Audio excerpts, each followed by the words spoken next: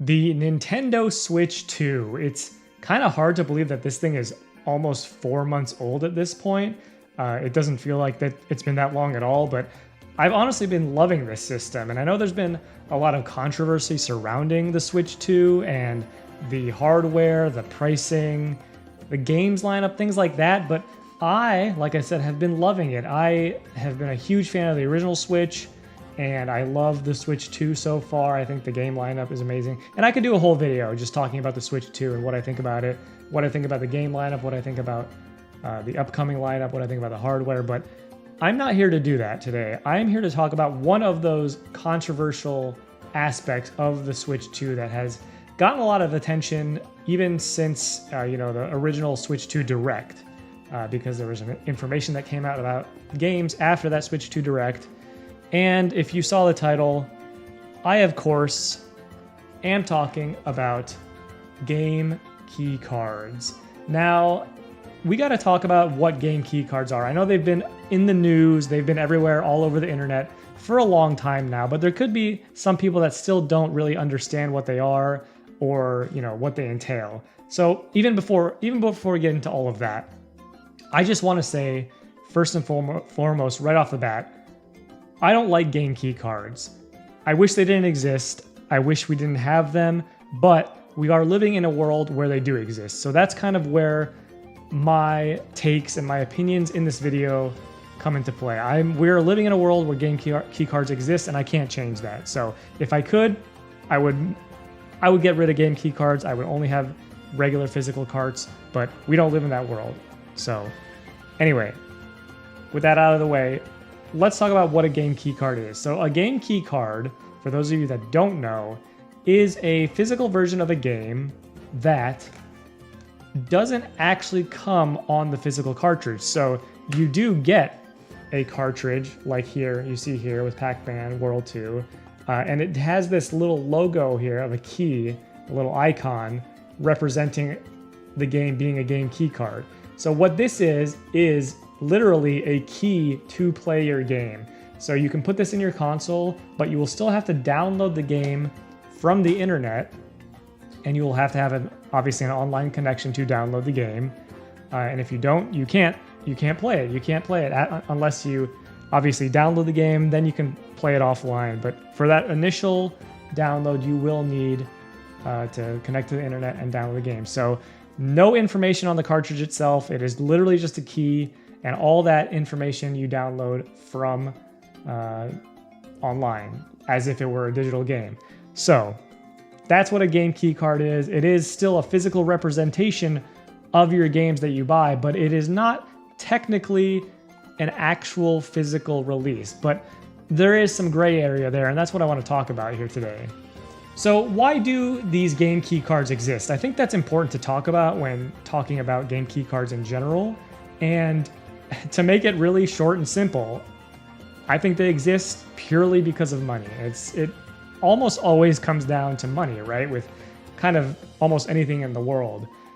There have been reports that show that games that are full on cartridge, the cartridges can cost anywhere from $14, $15, or $16 to the publisher for each game that they manufacture.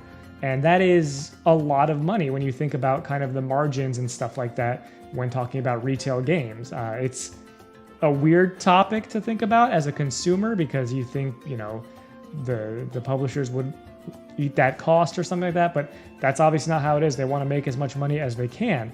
And with these game key cards, surely they are far cheaper to produce. I don't know if there's been numbers about how much game key cards cost to produce themselves, but they've got to be much, much cheaper since there's no data on the cartridge at all. Another factor with the price of these cartridges is that there have been reports that there's only one size of cartridge that's available at this time, and that is a 64 gigabyte cartridge. So games like Pac-Man World 2 Repack, it says it's only a 6.4 gigabyte game. So that could easily fit on a 64 gigabyte cartridge, but the publishers don't have any options to go with a smaller cartridge size that would possibly cost cheaper, maybe like an 8 gigabyte, 16 gigabyte, something like that. That option is not available to the publishers. So really the only option is a game key card or a 64 gigabyte card like Mario Kart World has, or other games that come full on the cartridge, which it could be because of the cartridge standard itself. It could not work possibly with a smaller cartridge size, but I don't know that. I don't know the specifics of that, so I'm not really going to get into that. I just want to tell you the facts that are out there and what we have heard and the reasoning behind why game key cards exist in the first place. And then also, why do people dislike game key cards? And why do I dislike game key cards? Why do I wish they didn't exist, as I mentioned earlier? Well, I'm someone who has, collected and purchased just over like 1,000 physical Switch games. I 100% value the idea of knowing that I actually own a product, that I purchased something and I can use it 50, 60, 70 years down the line, when I'm old and I'm dying, but I'm still there, wanting to play my video games. And like I said, I value that a lot. And with game key cards, if a server goes down that has the game on it, you will not be able to download the games anymore. Now, that is something that we don't know, like when that would happen. We don't know if it ever will happen. Other digital storefronts are still online and you can still download games that you have purchased, but we just don't know how long these storefronts will last and how long the games will be available on the servers. So with game key cards, you don't get that peace of mind of knowing that you actually own the product. You own a key to play the digital version of the product, but you don't actually own the product itself, which it sucks. That part of it really does suck.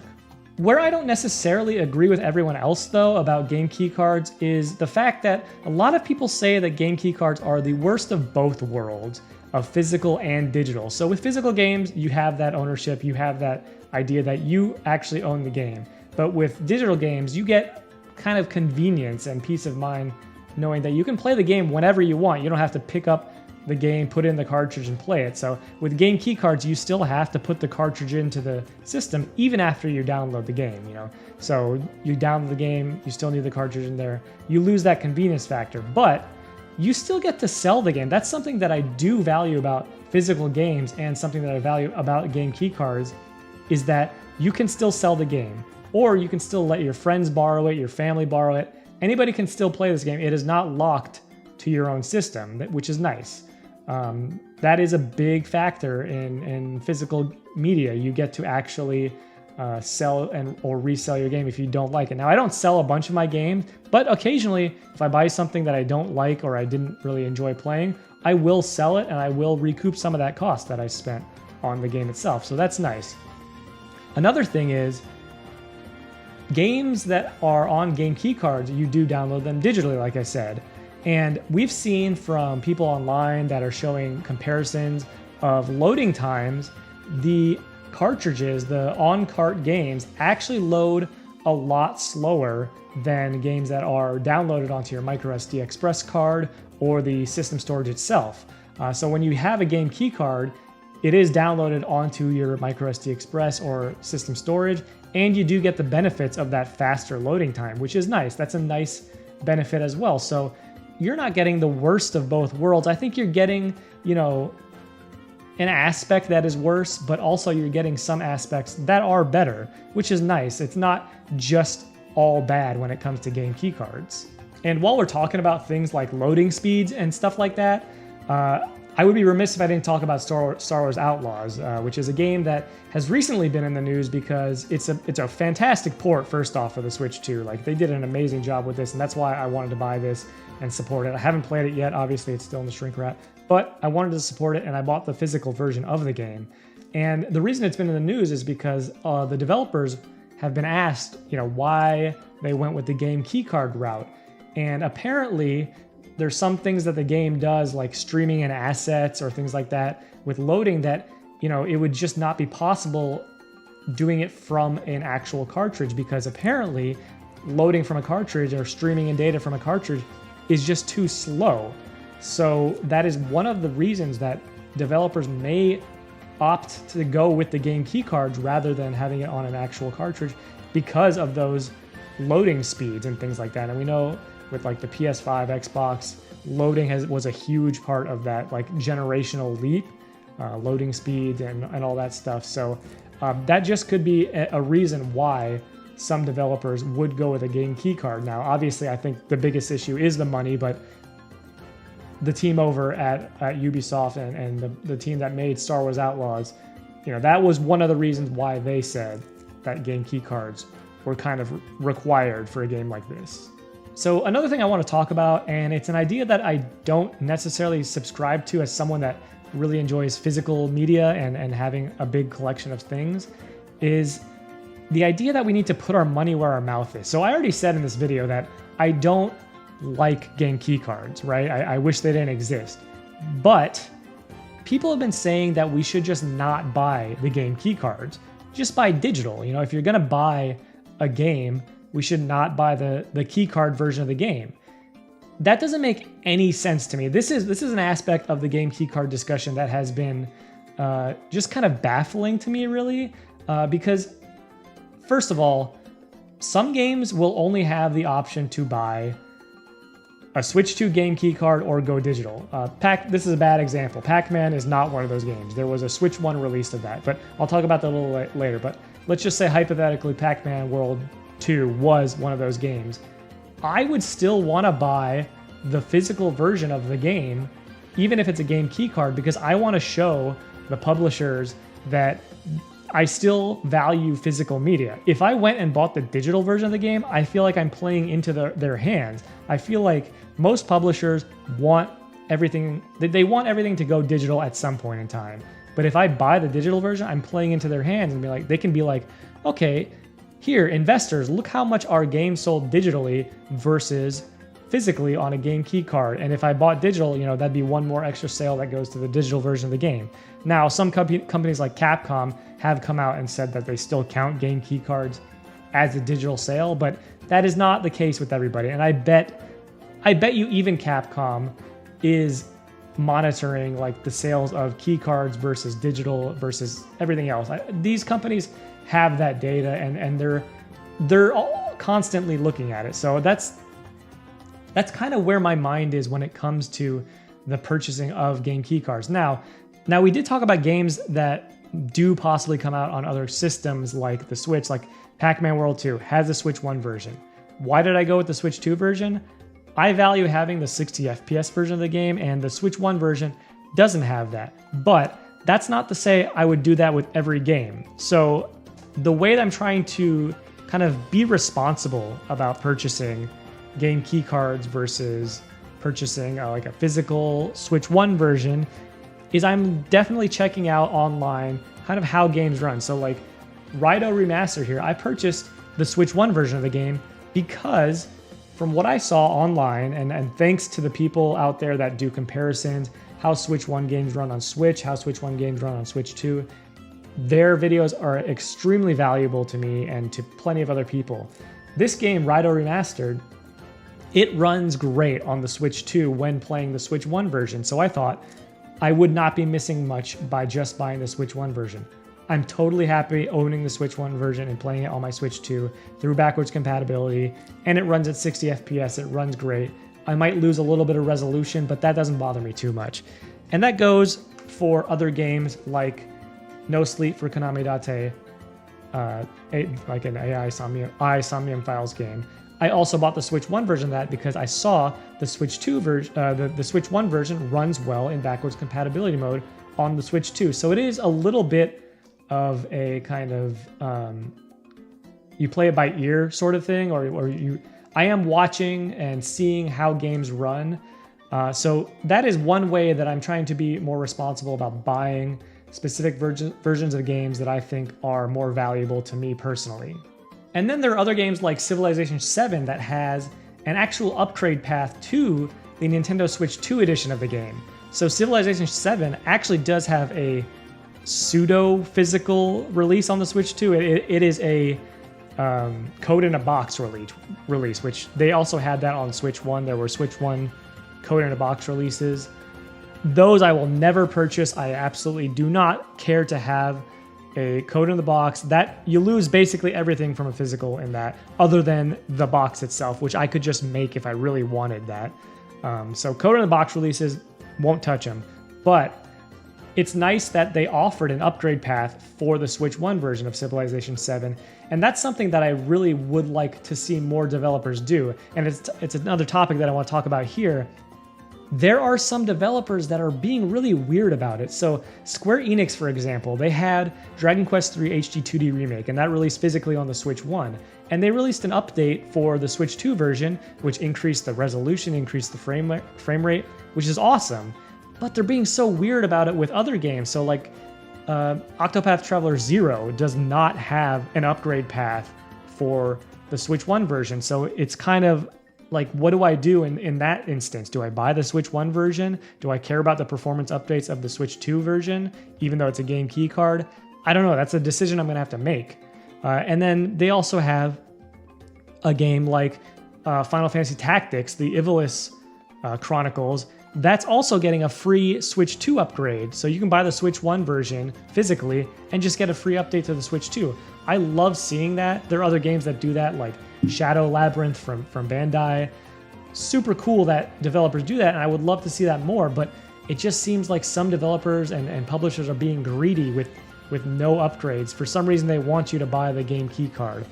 I don't know why that is. I want more upgrades, and I really would like to see more developers add these upgrade paths, even if it costs money. So like the Civilization 7, the Switch 2 edition upgrade, I believe it was $10. I would pay that to get a Switch 2 edition of the game that came out physically on Switch 1. You know, that'd be great. And then there's other developers that are just updating their games to work well on Switch 2 for free, which is cool to see. Nintendo's done that a lot. Some other developers have done that, like No Man's Sky got a free update for a Nintendo Switch 2 edition. That's awesome. If they could do that, even better. But I would even pay to get a Switch 2 edition upgrade. Kind of going backwards a little bit, I did want to also talk about one other reason why I would personally purchase game key cards. And it's kind of going back to that aspect of, you know, does a game have a physical anywhere else, or is there any other way to purchase it? This is an example of a game. This is Kunitsugami Path of the Goddess that has no other physical version on any system anywhere. Every other release of this game was digital, and it got a game key card release in Japan. So I would rather purchase this physical version of a game rather than just buy it digitally, because it is still a physical representation of the game. I still get a cartridge. I still have the option to sell it or you know, trade it or let someone else borrow it. And it's just nice to have this on the shelf where there's no other option to have it physically. You know, this is one of those games that you get digital or you get this Switch 2 edition key card. And I would personally rather buy the key card, even though the game is not fully on the cart. So this is one of those games that is really awesome, by the way. Like, if you are interested at all in interesting, unique titles, and Capcom really, they kind of let their developers have fun with this one. I feel like it feels almost like a PS2 game that's more modern and has a little more modern touches, but I love it. And I'm not ashamed at all to say I bought the keycard version of this game. And it's not all doom and gloom either. There are companies and developers, publishers that are putting out games physically, fully on the cartridge. Marvelous has been one of those publishers that has really done a great job. You see Daemon X Machina, Titanic Scion here, and Rune Factory Guardians of Azuma, Nintendo Switch 2 edition. They have released, I think, 3 games, this as well as Harvest Moon, Story of Seasons, Grand Bazaar. They have released 3 games, and all of them have been fully on the cartridge, which is amazing. And one of the things I want to talk about is these Nintendo Switch 2 editions. It seems like if your game is a Nintendo Switch 2 edition, it will be full on the cart, because these games also play on Switch 1. So if you put a Switch 2 cartridge in your Switch 1 with these Nintendo Switch 2 editions, you'll get the Switch 1 version of the game and be able to play that, which is awesome. So both games are on the cartridge. Both Switch 1 edition and Switch 2 edition are on here, and you can play it on the Switch 1 or the Switch 2, which is awesome. That's like super pro consumer, really awesome. But then games like Daemon X Machina, Titanic Scion, this is just a Switch 2 release, and it's fully on the cart. There may be a day 1 update, there may be a patch, I don't know. But it is fully on the cart, which is awesome. Same for Cyberpunk 2077. This was a launch title, and it famously sold very well and was the best-selling third-party game at launch. A lot of people are saying that was due to the game key cards thing and this being fully on cart. I can't say that for sure, obviously. I don't know that. But it's possible. I would believe it, to be honest. And I honestly, that's one of the reasons I personally bought it. So yeah, it's not all doom and gloom. And then you see smaller publishers. This is an interesting thing. You see smaller publishers releasing games fully on the cart. So Playtonic is releasing Yuka Replayly fully on the cartridge, but there is a catch there in that the physical version of the game is $50, whereas the digital version is $30. So the question then comes, would you rather pay more for a fully on cart version of a game if it meant having that actual physical release? For me, I would pay $10, $20 more to have a game fully on the cartridge rather than a game key card. And if that's what developers and publishers have to do to make it really work for them, that's fine by me. You have that digital option still, and you can make the digital version cheaper, but have that physical option for people like us who really would appreciate the game being fully on the cart. And then there's other companies like Inti Creates. They have a couple games coming out in Japan as of right now only as being fully on the cartridge. So it's just weird that you see these smaller developers putting in more effort to have full on cart games rather than some of these bigger publishers that maybe can afford it more. I don't know. It's weird, but it's interesting to think about. And like I said, I would pay more just to have a game fully on the cart personally. So yeah, that was kind of my little rant about game key cards. I really wanted to talk about this topic since it came up and has been kind of making the rounds on the internet. And I know it's still something that people talk about. There are still constantly games that are being announced and like being shown as having a physical version, but they're all on game key cards. And things like Yakuza Kiwami 2, people are joking how that's a Kiwami, like key card, Kiwami. Those games are all coming out on key cards. And, you know, you can buy the PS5 version or Xbox versions of games if you want. I think that's another way to go about it if you have those systems.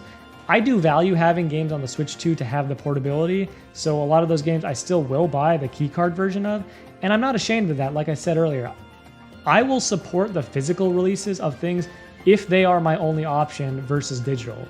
And then with other games like Octopath Traveler or Pac-Man, I'll have to do my own research. I'll have to decide whether it is that important for me to have the full-on cartridge release, or if I'm okay with having the game key card and getting some better performance with the Switch 2 version. That's just going to be on a case-by-case basis, really. And you know, there's going to be other games that are coming out full-on cart.